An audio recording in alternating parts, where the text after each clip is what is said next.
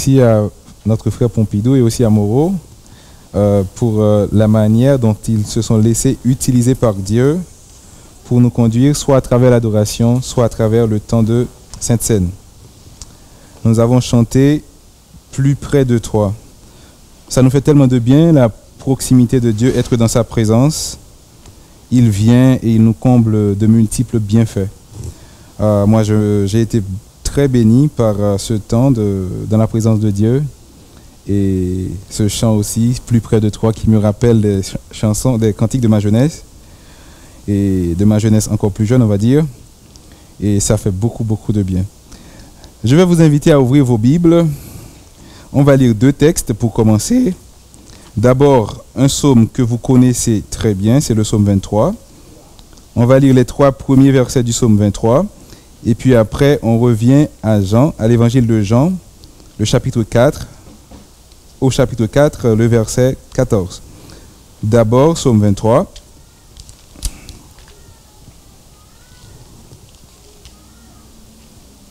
Psaume 23, versets 1 à 3. Je lis pour vous. L'Éternel est mon berger, je ne manquerai de rien. Grâce à lui, je me repose dans des prairies verdoyantes. Et c'est lui qui me conduit au bord des eaux calmes. Il me revigore, et pour l'honneur de son nom, il me conduit sur le droit chemin. C'est lui qui me conduit au bord des eaux calmes. Il me revigore et pour l'honneur de son nom, il me conduit sur le droit chemin. Ici, c'est David qui témoignait. Et dans Jean, c'est le berger lui-même qui prend la parole. Écoute ce qu'il dit dans Jean, chapitre 4, verset 14. Mais celui qui boira de l'eau que je lui donnerai n'aura plus jamais soif. Bien plus, l'eau que je lui donnerai deviendra en lui une source intarissable qui jaillira jusque dans la vie éternelle. Père, je te remets ta parole. Je te remets aussi ce temps de partage de ta parole. Utilise moi qui porte cette parole et dispose le cœur de tout un chacun, dont moi également, à recevoir ce que tu veux nous communiquer à chacun à travers ta parole. Nous te prions ainsi au nom de Jésus. Amen.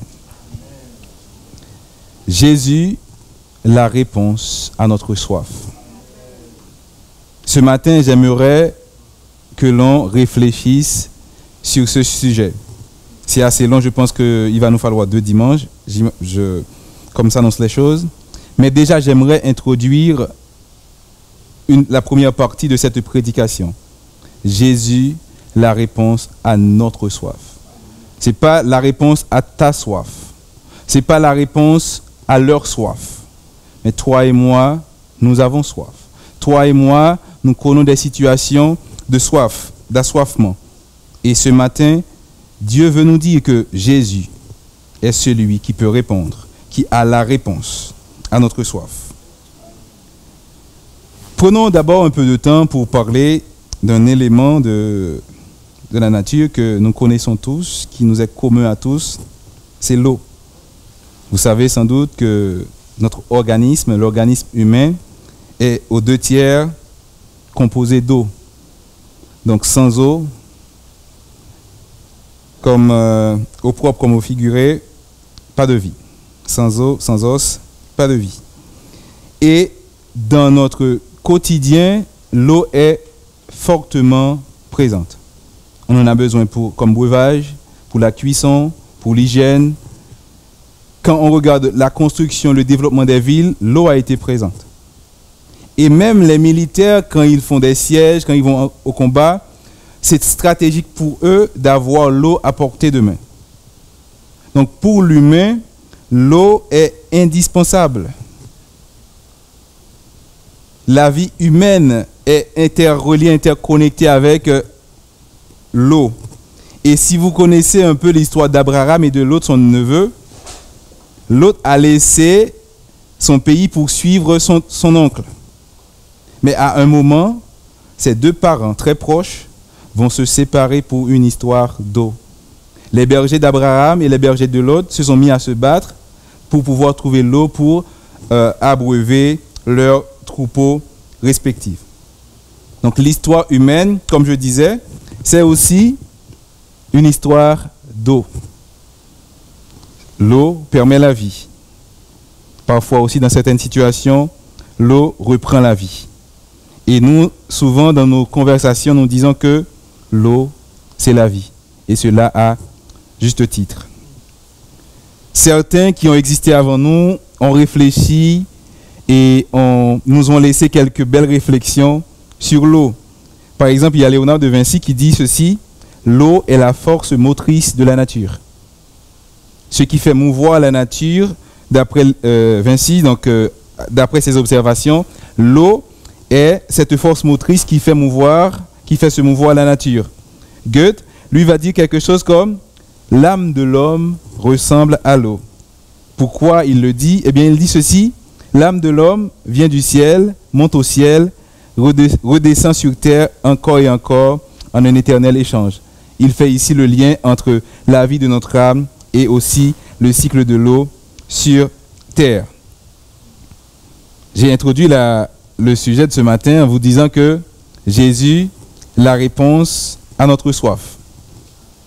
Mais il a été important quand même de prendre un peu de temps de parler de l'importance de l'eau. Pourquoi? Parce que évoquer l'eau permet de mieux saisir le sujet dont on veut parler, la soif. C'est vrai qu'on peut avoir soif de beaucoup de choses, mais à tout humain, quand on dit qu'on a soif, la première idée qui nous vient à l'esprit, ce à quoi on pense le plus, c'est l'eau. Quand j'ai soif, on pense que j'ai besoin d'eau. Eh bien, c'est important de rappeler l'importance de cet élément dans notre vie pour pouvoir introduire le sujet qui nous intéresse, à savoir la soif.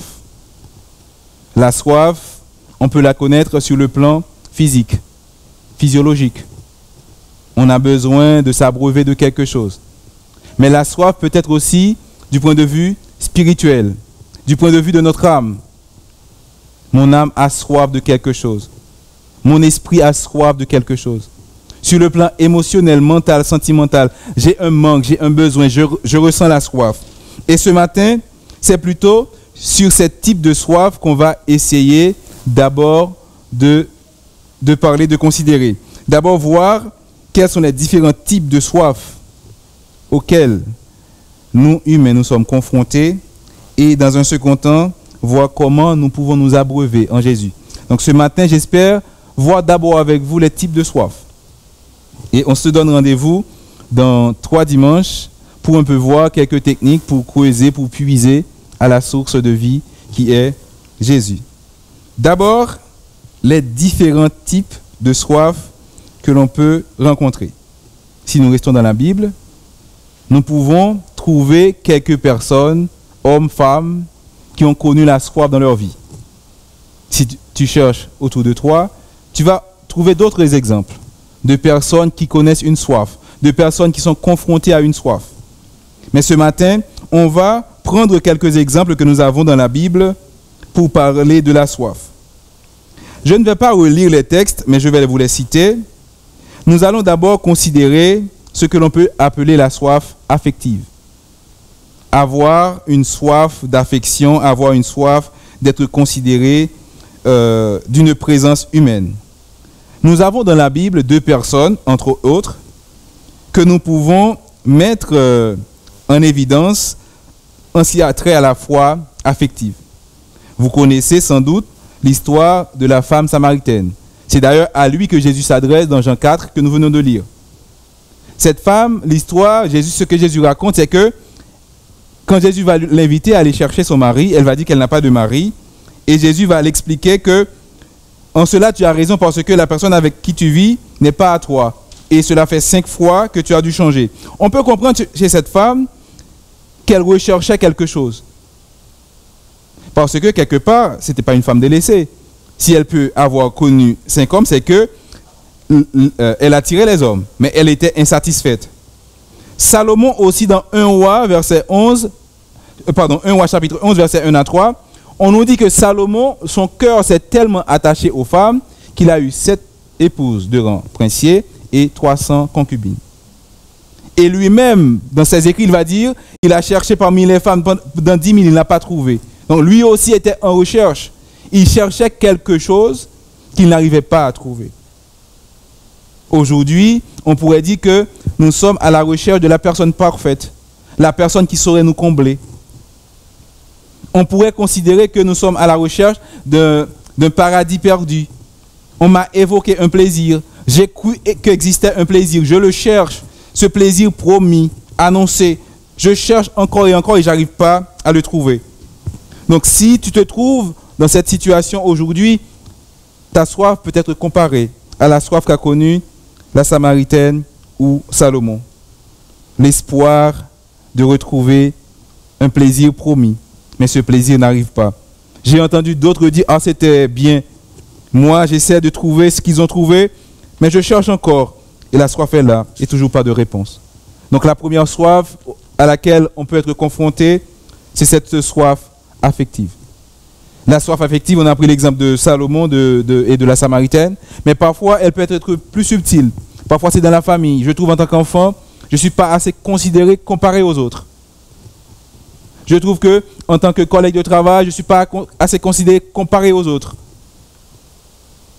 J'ai cette soif en moi de retrouver de l'estime, de la considération, de lire cela aux yeux de quelqu'un et de me sentir comblé.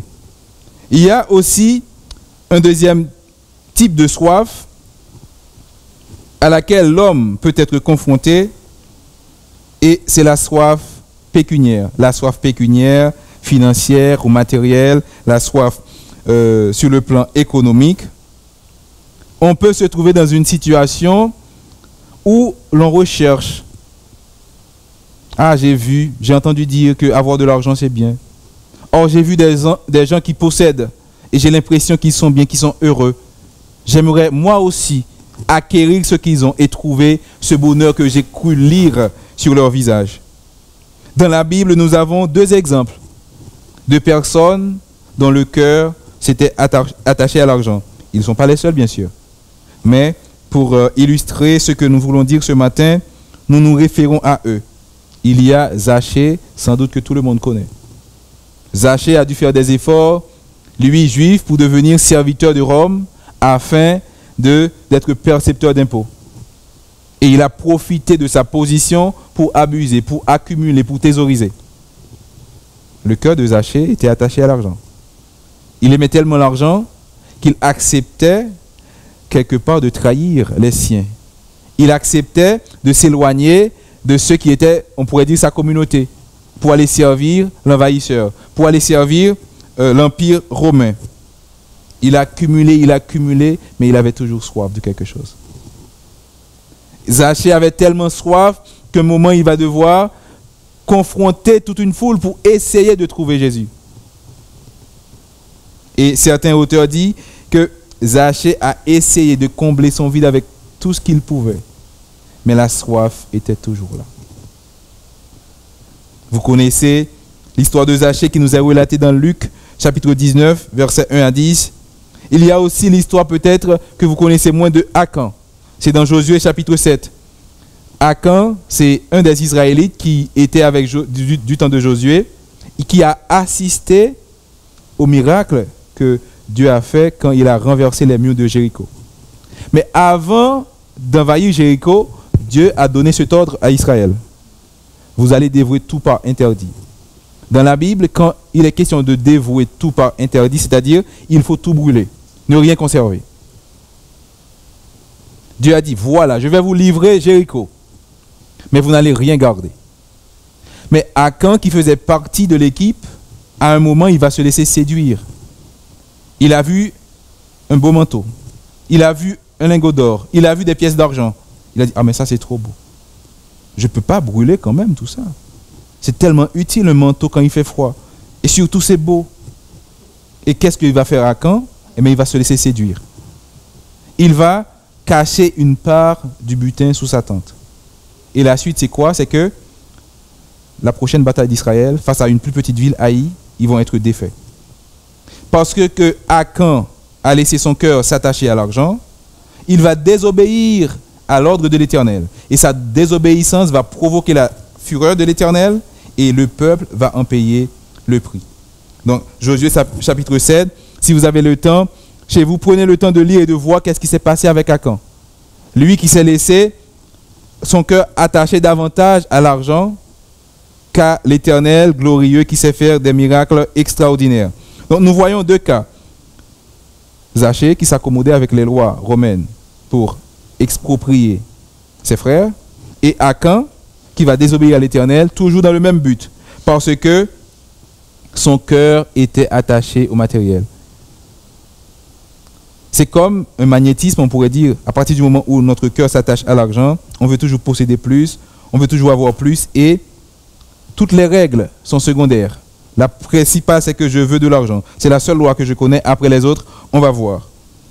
Je regardais, je ne sais pas, je ne me rappelle pas dans ce que c'était, mais il y a eu une conversation entre deux hommes qui m'a interpellé. C'est un homme qui disait à un autre, ah, tu as acheté une voiture, c'est bien, ça te coûte combien? Ah, mais je paye presque 2000 € de loyer par mois. Et l'autre qui lui dit, mais c'est pas toi qui possèdes la voiture, c'est la voiture qui te possède. Lui, il voyait cette voiture, il la voulait et ça lui permettait de se sentir, je ne sais pas, d'avoir une sensation. Mais l'autre dit, mais si tu paies autant, combien tu gagnes? Et il a donné ce combien il gagnait. Il gagnait même pas 4000 €, bon, pour vous donner une idée. C'est-à-dire, le prix, comment dire, le loyer de la voiture prenait la moitié de son revenu mensuel. Et là, l'autre dit, mais c'est pas la voiture, c'est pas toi qui possèdes la voiture. C'est la voiture qui te possède parce que tu travailles pour la voiture. Et des fois, on est dans cette situation où notre cœur s'attache tellement au matériel que le matériel n'est plus un outil que Dieu nous confie la gestion. Mais c'est plus un maître qui nous possède. Et le pire dans notre monde, le monde ne nous aide pas face à la soif pécuniaire. Parce que dans notre monde, à chaque fois qu'on a un besoin, il va nous évoquer la réponse et l'argent. Tu as besoin de chaises, eh bien, trouve l'argent pour acheter. Tu as besoin de ci, eh bien, tu mets de l'argent. Tu as besoin de ça, eh bien, il faut l'argent. Donc, vu que le monde nous dit que la réponse à tout, tu es malade, tu veux te soigner, eh bien, sors de l'argent. Donc, vu que la réponse à tout ce dont j'ai besoin, le monde me dit, eh bien, pour avoir ça, il te faut de l'argent, eh bien, moi, je comprends que l'argent est la réponse à tous mes problèmes. Il est vrai que, d'un point de vue matériel, l'argent permet d'avoir les réponses. Mais le problème, c'est que j'arrive peut-être à combler le matériel. Mais la soif spirituelle, elle reste. Le troisième type de soif que je veux voir avec vous ce matin, c'est la soif de pouvoir, la soif de gloire. Il y en a d'autres, mais j'ai retenu ceci. La soif affective, soif pécuniaire, soif de pouvoir et de gloire. Dans 2 Samuel 15, nous voyons Absalom qui, par soif de pouvoir, a été prêt à mettre fin à la vie de son père pour prendre sa place. Il voulait être celui qui règne. Pour lui, la manière de juger de son père n'était pas assez digne. Il voulait que ce soit lui le juge. Et il a été prêt à mettre fin à la vie de son père pour avoir la place. Au-delà de Absalom, il y a Simon le magicien dans Acte 8. Je ne sais pas si vous connaissez l'histoire. Simon était quelqu'un d'important dans la ville. C'était un magicien. Il avait l'attention des gens parce qu'il avait par le passé réalisé des prodiges. C'était comme un showman, on va dire. Et là, il se sentait bien parce que voilà, quand il parlait, sa parole avait de l'importance parce qu'il savait réaliser des prodiges. Et voilà qu'il voit 2 hommes arriver, prier pour des gens, et ces gens reçoivent le Saint-Esprit. Les gens se mettent à parler en d'autres langues. Ils disent, ah mais non, mais ça, moi c'est... Allez, venez les gars, je vous donne de l'argent et vous me donnez ce pouvoir, comme ça je fais parler les gens en d'autres langues. Lui, il avait déjà reçu Jésus, mais son cœur était encore attaché à la gloire, à sa gloire personnelle, à sa position, à comment les gens le regardent. Et quand il a vu les apôtres agir d'une manière, je vous donne de l'argent, donne-moi ce pouvoir. Et les apôtres vont l'inviter à se repentir s'il veut être sauvé. Parce que la pente où se trouvait son cœur, le penchant de son cœur ne l'amenait pas vers la vie, mais plutôt vers la mort. Et lui, il va leur demander en retour de prier pour lui, pour qu'il soit sauvé. Donc, je vous ai évoqué 3 types de soif avec quelques exemples bibliques. En réfléchissant sur ces soifs, je ne sais pas vous ce que vous allez en penser, mais moi je trouve que entretenir ou bien être habité, que ce soit par la soif affective, pécuniaire, de pouvoir ou de gloire, ça crée plus de dépendance qu'autre chose. C'est comme si je conditionne mon bonheur à la possession de quelque chose et donc mon état d'esprit dépend de la quantité de cette chose que j'ai ou pas. Le niveau de mon humeur va dépendre de la quantité que j'ai. Et le problème, c'est qu'il va toujours y avoir quelqu'un qui en a plus que moi. Je vais toujours penser atteindre ce niveau-là va être bien. Ah mais non. Même en matière de pouvoir. On peut être très puissant dans une commune, dans un département, dans un arrondissement, une région, voire un pays. Mais on a toujours ses limites. On n'arrive toujours pas à trouver plus fort que soi. Et en Haïti, il y a ce dicton qui dit « Derrière chaque montagne, il y a encore une montagne plus grande ». C'est un peu pour illustrer le fait que, aussi puissant que tu sois, tu vas toujours trouver plus puissant que toi. Donc, rester dans ces endroits, on va dire, arides, c'est aussi ce que disent des serviteurs chrétiens. Se laisser habiter, soit par la cupidité, par la convoitise, etc. C'est des endroits arides qui ne créent que la dépendance. Il y a la dépendance. Je vais ressentir de la culpabilité parce que de quelque part en moi, vu qu'il y a cette partie de mon âme qui n'est pas comblée, qui va me reprocher du fait que je la néglige, et j'ai des problèmes de conscience, je culpabilise. Mais parce que je me tiens dans des endroits arides, eh bien ça provoque sécheresse et encore plus de soif. Ces soifs que nous venons d'évoquer, c'est comme un feu qui ne fait que provoquer de l'aridité, de la sécheresse, de la stérilité. Parce que je cours tellement après l'argent que je n'ai plus le temps pour d'autres activités plus nobles pour mon âme. Je cours tellement après l'affection que je n'ai plus de temps pour passer auprès de Dieu. Même quand je fais l'effort pour me tenir physiquement dans la présence de Dieu, ma tête pense à autre chose. Je suis ailleurs. Je pense à mes manques. Je pense à ces choses que, ah oui, donc, mais il y a toujours ça qui n'est pas comblé chez moi et je n'arrive pas à me lâcher complètement devant Dieu. Ces soifs, donc c'est comme des feux, c'est comme un feu que l'on porte en soi qui entretiennent la sécheresse et l'aridité. Et l'objet de ces soifs, c'est un peu le carburant. Je ne sais pas si vous saisissez ce que je dis. La soif de l'argent, c'est un feu. L'argent, c'est le carburant qui entretient cette soif. Parce que plus j'ai de l'argent, plus j'ai encore soif d'argent. Plus je trouve des personnes à me donner de l'affection un peu passagère, provisoire, plus je désire plus d'affection. Le feu, il est là. Son objet, c'est un carburant qui ne fait qu'entretenir le feu. Et la sécheresse grandit dans ma vie. Le désert prend plus de place. L'aridité prend plus de place.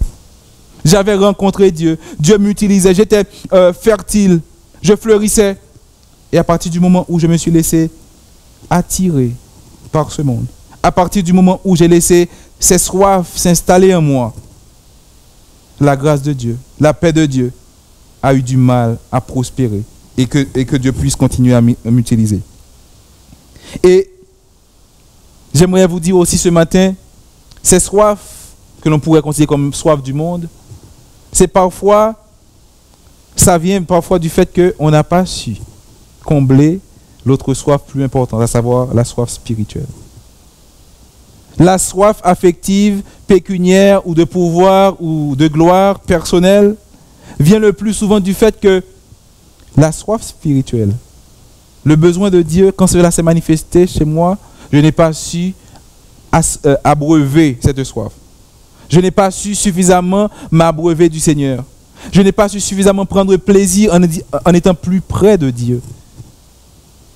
Je l'ai chanté, je l'ai senti combien ça me faisait du bien, mais à un moment, j'ai été comme embarrassé. J'ai été comme encombré de tellement d'idées, d'autres choses, que finalement je chantais les mots, mais le cœur n'y était plus. Donc la soif du monde prend place quand j'arrive pas à, apaiser, abreuver ma soif spirituelle. Quand je néglige les besoins, la soif de mon âme, la soif de mon esprit, alors prend place. Alors les soifs du monde comme des mauvaises herbes arrivent à prospérer dans mon cœur. Et j'aimerais profiter de cette transition pour vous parler de la dernière soif que j'aimerais évoquer avec vous ce matin. C'est la soif spirituelle. Si bien sûr le monde nous offre des soifs qui sont plutôt des feux pour encourager la sécheresse, l'aridité, la stérilité de notre âme, sachant reconnaître le besoin que nous avons, cette soif spirituelle qui doit être apaisée. La soif spirituelle, il ne faut pas être rassasié de Dieu. Il ne faut pas se dire j'ai goûté une fois, c'est bon, et voilà, je m'en vais. Non, non, non. Tout comme le corps est constamment entretenu d'eau, eh bien, puisque nous sommes aussi esprit, l'esprit aussi doit être nourri. Et la soif spirituelle, c'est une soif que nous ne devons pas avoir peur d'entretenir. Parce qu'à chaque fois, donc Dieu, il a toujours de quoi pour nous nourrir et cela nous permet, à l'inverse des autres soifs, de pouvoir prospérer pour lui. Nous allons lire ensemble dans le psaume 63, psaume chapitre 63, au verset 1er, et après psaume 42, le verset 2.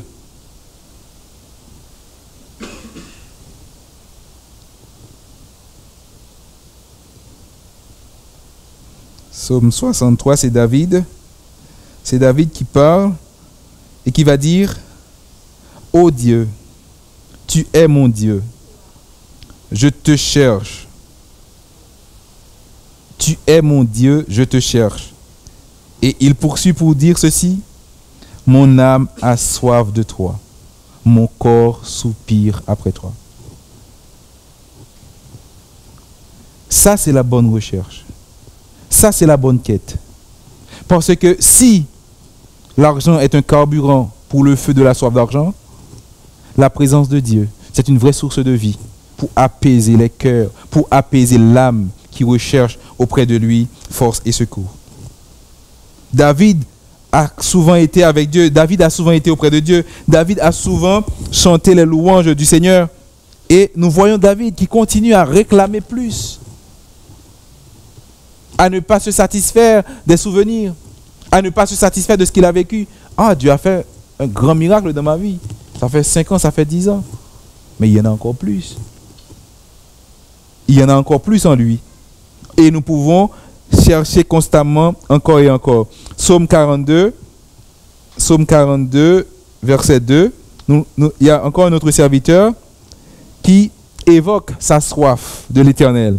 Il va dire, comme une biche soupire après des courants d'eau, ainsi mon âme soupire après toi, ô Dieu. Mon âme a soif de Dieu, du Dieu vivant. Ça, c'est la bonne soif à entretenir. Rechercher Dieu, rechercher sa présence, être nourri comme les plantes qui ont besoin de l'eau, comme les plantes qui ont besoin de la rosée, ainsi notre âme a besoin de la présence de l'Éternel. Nous allons à présent voir Job. Job aussi qui a quelque chose à nous dire concernant la recherche de l'Éternel. Dans Job, chapitre 23, Job, chapitre 23, il dit, Job prit la parole et dit, maintenant encore, écoute ma plainte est une révolte. Maintenant encore, ma plainte est une révolte, mais la souffrance étouffe mes soupirs. Verset 3, oh, si je savais où le trouver, si je pouvais arriver jusqu'à son trône, je plaiderais ma cause devant lui. Job souffrait. Et lui, ce qui l'intéressait, ce n'était pas d'aller trouver des gens pour se plaindre. Ce qui l'intéressait, ce n'était pas de trouver des personnes qui étaient dans une misère aussi pour se dire « Ah, mais que nous sommes misérables, franchement. Oh, mais que la vie est dure. » Non. Job était conscient qu'il souffrait. Mais ce qui l'intéressait, c'était de rencontrer Dieu pour déverser son amertume.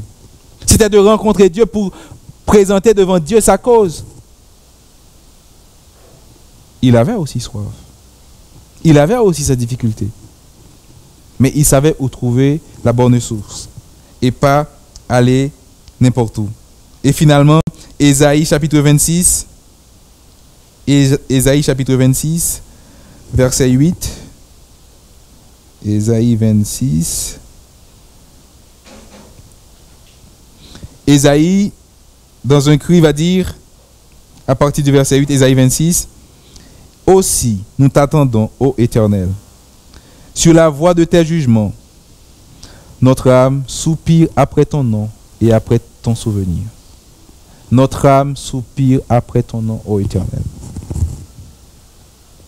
Mon âme te désire pendant la nuit et mon esprit te cherche au-dedans de moi. » Pendant la nuit, mon âme te désire. Mon esprit te cherche. Il n'y a pas de secret. Il n'y a pas d'autre chose. On ne va pas réinventer la foi, la vie avec Dieu. Je veux grandir, j'ai besoin de rester auprès de Dieu. Je veux être fortifié, je dois rester auprès de Dieu. J'ai besoin de secours dans la détresse, je reste auprès de Dieu. Il n'y a pas d'autre place. Il n'y a pas d'autre façon de faire. Mon âme soupire après toi. Et il y a beaucoup d'autres textes que l'on pourrait voir. Par exemple, il y a dans Jérémie dans Lamentation 3 qui va dire « Je souffre dans mon cœur, mais il y a une chose que je sais, c'est que les compassions de l'Éternel ne sont pas épuisées. Ses bontés ne sont pas, ses compassions ne sont pas à leur terme, ses bontés ne sont pas épuisées. » Même à travers sa souffrance, celui qui connaît Dieu, celui qui a vécu l'expérience, continue d'attendre, continue de rester dans la bonne place. Ne pas aller chercher des compensations, ne pas aller chercher des produits de substitution. Des fois, sur le marché, je peux ne pas trouver un produit, je vais trouver le substitut. Mais avec Dieu, ça ne fonctionne pas comme ça. Il faut savoir attendre auprès de lui, avoir la bonne position pour recevoir de lui grâce et secours. Et je vais terminer ce matin notre échange sur une parole de Jésus. Comme je vous ai dit, on a parlé des différents types de soif aujourd'hui. Et la prochaine fois, on verra comment creuser pour toujours plus recevoir de sa part l'eau qui donne la vie. Donc Jésus dans Jean chapitre 7.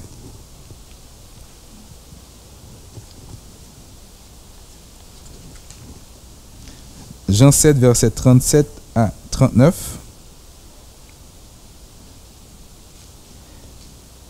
Le dernier jour de la fête, le jour le plus solennel, Jésus se tint devant la foule et lança à pleine voix: Si quelqu'un a soif, qu'il vienne à moi et que celui qui croit en moi boive.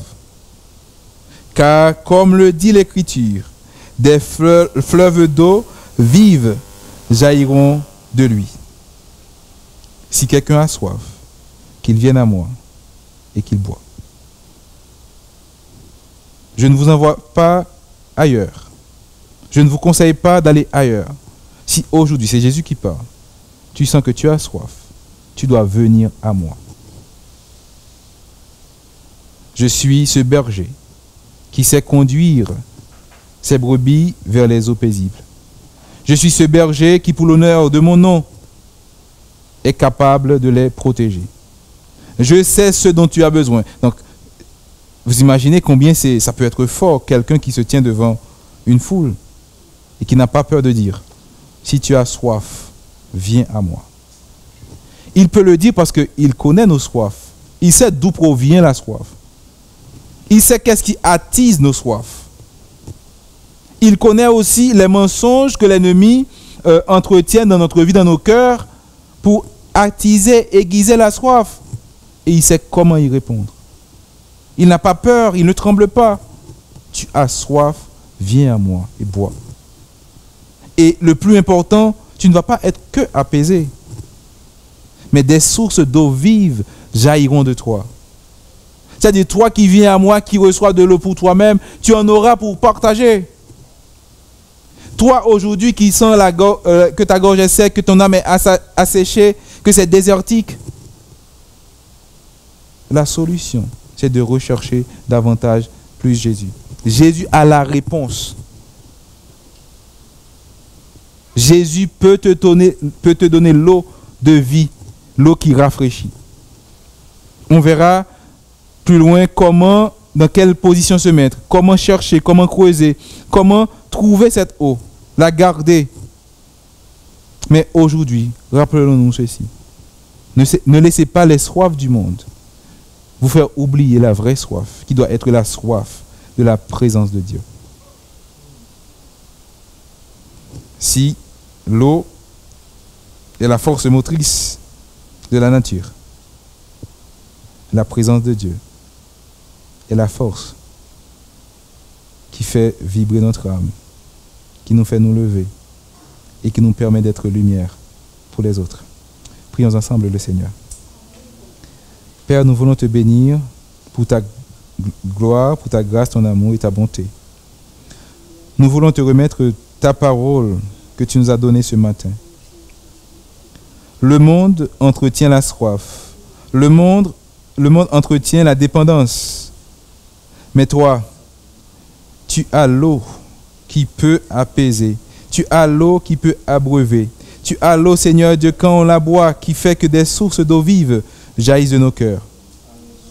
Aide-nous donc dans nos vies, dans notre quotidien, à rechercher constamment la bonne position, à ne pas se laisser traîner vers d'autres courants, à ne pas se laisser traîner par d'autres attractions du monde, mais à plutôt rechercher auprès de toi secours, à plutôt rechercher auprès de toi, Seigneur Dieu, la réponse à notre soif. Oui, Père, nous avons soif de toi. Nous avons soif de te voir agir. Nous avons soif de te voir à l'heure. Nous avons soif de te voir faire encore d'autres choses prodigieuses parmi nous. Oui, nous avons soif de ta présence. Nous voulons rester près de toi et toujours être nourris de ta parole. Toujours être nourris, Seigneur Dieu, de l'eau de vie. Et ainsi porter pour toi, être témoin pour toi. Porter, Seigneur Dieu, ta parole partout où nous pouvons être. Et amener à Jésus les cœurs que ce monde a asséchés, des cœurs que ce monde, Seigneur Dieu, a rendus arides, que par ta grâce, que par le toucher du Saint-Esprit, ils puissent être revivifiés, fleurir à nouveau et porter des fruits. Nous te prions ainsi, Père, dans le nom puissant de Jésus. À lui seul soit louange, honneur, gloire, majesté au siècle des siècles. Amen.